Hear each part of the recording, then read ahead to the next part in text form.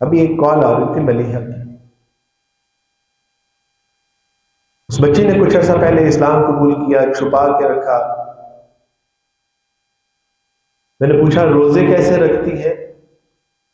کہا کہ عبدالواز بھائی آپ ہی نے بتایا تھا کہ رات کو کھجورے پانی میں بھگو لیتی ہوں، صبح فجر کے وقت چپکے سے اٹھتی ہوں، وہی کھجورے کھا لیتی ہوں، پانی پی لیتی ہوں. دوپہر کو میں کالج میں ہوتی ہوں، شام کو ہمارے گھر میں مغرب کے وقت کھانا کھایا جاتا ہے، اس وقت ان کے ساتھ کھانا کھا لیتی ہوں اور اللہ پہ راضی ہوں.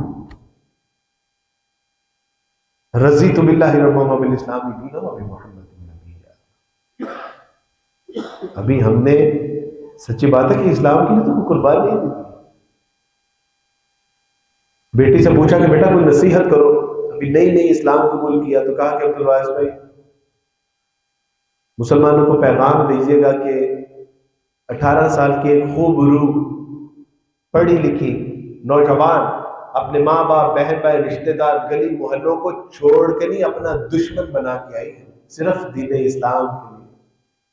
ان سے کہنا کہ جس دین اسلام کے لیے ہم اتنی بڑی بڑی قربانیاں دے رہے ہیں اس دین اسلام کی قدر کریں اس سے پہلے کہ اللہ سبحانہ وتعالیٰ آپ لوگوں سے یہ نعمت اسلام چھین لے. اللہ سے دعا ہے کہ اللہ سبحانہ وتعالیٰ اس اسلام کی نعمت ایمان کی ویسی قدر کرنے کی توفیق عطا فرمائے کہ جیسا اللہ کو مطلوب ہے، محبوب ہے، مقصود ہے. وآخر دعوانا ان الحمد للہ.